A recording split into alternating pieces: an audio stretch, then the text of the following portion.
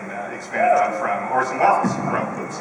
Actually, no. It wasn't. I didn't name the theater. The Mercury Theater, you're right. Wells had a Mercury Theater, but I named my theater after a theater in Brighton, England, that was that got formed right after World War II.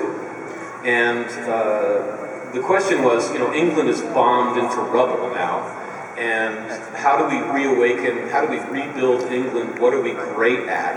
And the writer said, well, we have Shakespeare. So there was a real movement to reawaken verse in modern England. And so they had writers like Christopher Fry, who else? Dylan Thomas, and they would perform in bombed out churches, and people would be being rained on, and they would still show up, at this bombed out church to see some theater, and I thought that was just awesome. So I actually named it after that company. Yeah. So here's the one I want to know. Blonde, British, and a vampire. You're none of those three. So how did it happen that you became Spike now?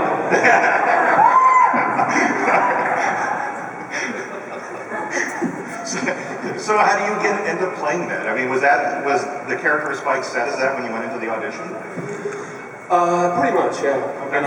They wanted him to be I was told, the Sid Vicious of the vampire set. And I was like, no, you don't want Sid Vicious. Like, this is Sid Vicious.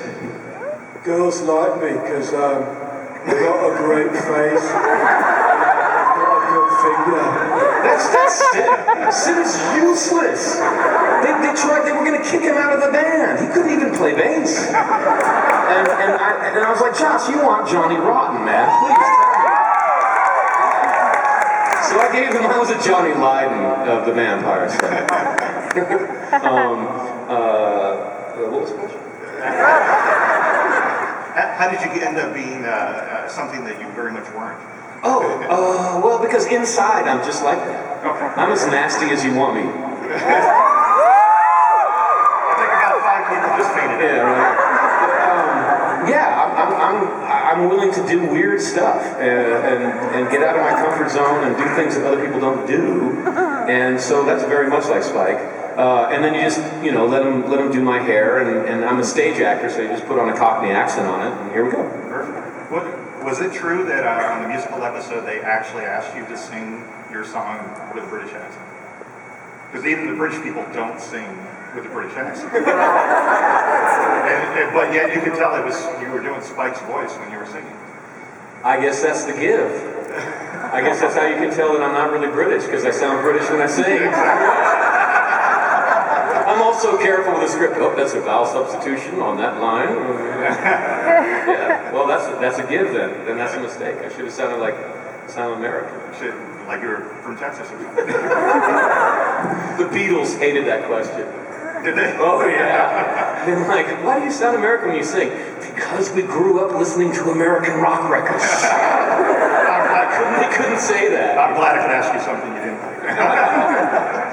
So you played Spike for 7 years between 2 shows. What is it like when you don't play that role anymore? I mean, were you ready to be done, or was it tough to let go?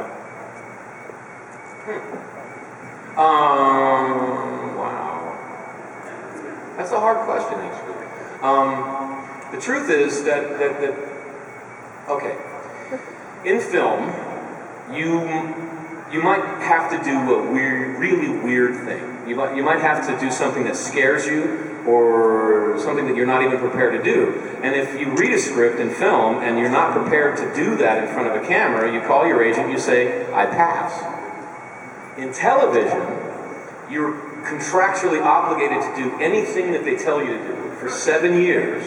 But the safety is that you're basically telling the same story over and over every week, so there's no real danger. Right. But on Buffy,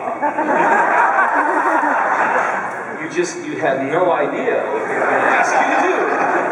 And I came to a point where I realized that I was on call 5 days a week, 24 hours a day. I had to wear or not wear whatever they said and do whatever they said to whoever they said to do it. And at some point, that became terrifying. I mean, seriously. For me, filming Buffy was an exercise in terror. That's so funny. No, this is really true. So when Buffy came down, it was a relief as a person, but as an artist, I realized, man, that as an artist, you want to be terrified. You don't want to be in your comfort zone. And so as an artist, it was very hard to give up. As a human being, it was a huge relief.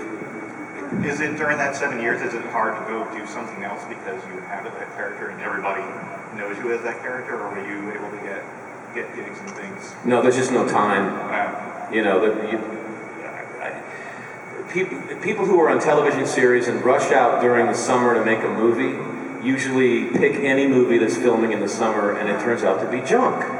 So the best thing to do is just concentrate on that role, and when the role's done, find another role. Yeah. Gotcha. So most of the roles that everyone in this room know you for, they've been characters where you've come into a show that is already established, and you kind of make your stamp on it. However, on That's so lucky. Hawaii Five-0, though, on Hawaii Five-0, you've kind of been there from the beginning, and you sort of kickstarted the mythology of the show, even though you've only been in 2 episodes. Was that kind of fun to get to come in and be there at the beginning? Oh, yeah. Shoot McGarrett's dad in the face. Take that, Alex.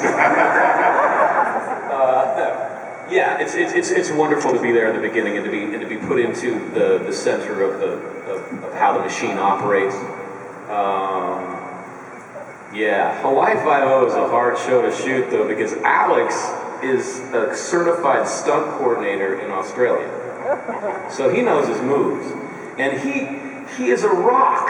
You hit him, and it's like hitting a wall. It's so bad. He's so tough. He's such a nice guy, but he just don't fight Alex, man. Twice I came back with broken bones, both times. And yeah, because the thing is, on Buffy, we were all like, my fight partner is well within distance, and we're just punching air, right? On Hawaii Five-0, it's all grappling and tight moves and flipping over and stuff. And I remember being in the hotel, beautiful hotel that they put you up in Hawaii, by the way. And I'm just cacked out on the little lounge chair, and my girlfriend is putting ice all over my body, and I'm like, I can't do this anymore. Are we going to see him anymore this year in Hawaii Five-0? Oh, I hope so. Oh, excellent. Yeah, if that new woe fat sucks, then you'll see me a lot more. Does he suck, or is he good? Not as good as you. But he's okay? He's alright, but not as good as you. No, he has to really suck. Well, Nice guy, though. I hope he does well. if he gets bad enough, they have to kill him off, and there you go. So, because I